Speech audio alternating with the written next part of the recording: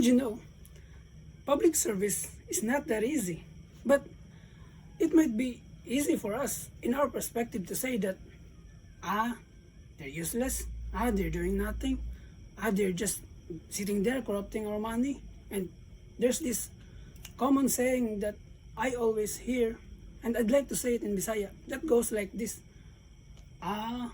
May matag duol sa ilang kasing-kasing aron tabangan. See? That's how some people look at it. But there really are people who live in that perspective.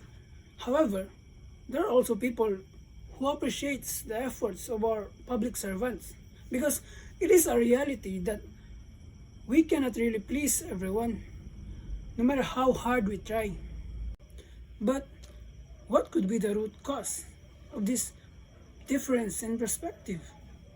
Maybe we could do something to minimize it, right? And if you are thinking what I am currently thinking right now, you are correct. The access to the benefits might be the leading cause of this problem. That is why we are proposing this project entitled TeenQ, a web-based service appointment queuing application with Next. Basically, this project is all about giving fair access to the beneficiaries of our clients. And our client for this project is the SK Council of Barangay Tinagan, Albera, Leyte. And we are here in front of you to seek for your support in making this solution a reality. Because with TeenQ, the service you deserve is on the web to reserve. So, what is the problem? Well, communication really is the key for connection. In the case of our client, the primary problem they encountered was about communication barriers. They've been trying to communicate to all of their target beneficiaries every time and in any way necessary. They even use social media to try to interact. However, they failed communicating to the majority of its population. That's led us to another problem, which is the inequitable distribution of services. In reality, as we aim for 100%, lives give us 99.9%. Yes, errors are inevitable and that's perfectly fine. Our client tried their best to serve the whole public but with difficulties in connecting. They were only able to confirm about an average of 50% beneficiaries of their offered services.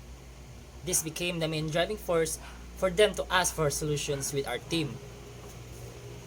Now, what are the solutions that we offer? First of all, to somehow penetrate the communication barrier, we plan to make an open online inquiry for services. In here, target beneficiaries can freely navigate or inquire for a certain services being offered by the SK Council without the need to personally have a conversation with an SK official, if ever that somehow causes the communication barrier, which is commonly observed according to them. Also, giving users fair and easy access to the services being offered may minimize the probability of having inequitable distribution of services. This can be realized through self-appointment, where users may appoint themselves to a certain service as long as the date and time was marked as available based on a first come first served policy, or based on how our clients define the availability schedule. Yes, that's what TeenQ does, and that's how simple our project works. And this can be potentially effective as long as we apply the good software engineering concepts into practice. And of course, with your help, we can make this happen. As for the market opportunity of this project, our client, the SK Council of the Barangay Tig-an, managed to serve all the youths from the age 15 to 30 years old within the barangay. Based on the recent records, a total of 432 youths are recorded as target beneficiaries, and so that defines our total addressable market. However, it was estimated that about 75% of the total addressable market are reachable. That is about 324 youths. While to be realistic, our project would have a serviceable obtainable market of about 62%, and that is about 200 of reachable youths. This will be the initial target of the project, considering the limited resources, capabilities, and current market conditions. How does this generate revenue?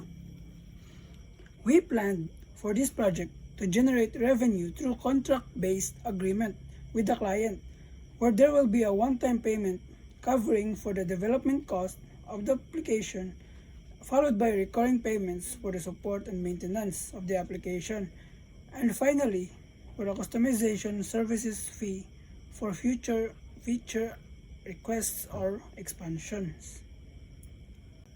For now, we are only focused in this scope and the SK Council of our locality. However, with the future success of this project, we can further extend to any other organizations, as the scheduling feature of this app can be pretty useful to any organization, and many organizations means higher revenue. And see, we are not only helping organizations for their missions, but we are also generating revenue or income. Before we forget, we will introduce ourselves. So this is our team. I am Jay Davalia, a third year student of Bachelor of Science in Computer Science at the Visayas State University, and I am the project manager and also the lead developer of this team. And I am Edgar Rodriguez, also a third year student of Bachelor of Computer Science of the Visayas State University. And also I am the lead tester of this team. In this globally competitive environment, we are fortunate to have been trained at a university that emphasizes practical experience and industrial skills. Through our previous projects and major subjects, ranging from software development and system analysis and project management, our skills were truly honed and prepared us to take on real-world challenges like this. Our team is only composed of 2, but with a dedication of 4. With this team, you can assure a successful project, as we will ensure satisfaction with our clients by tailoring solutions that will surely meet their needs. And we will also dedicate support with our clients for a much more reliable and personalized service. And our team is also dedicated to help the public and make a difference. And together, we can make a difference. If you are interested, please don't hesitate. Together, with your support, we can turn this idea into a tangible and impactful reality. Be a game changer. Good day and God bless.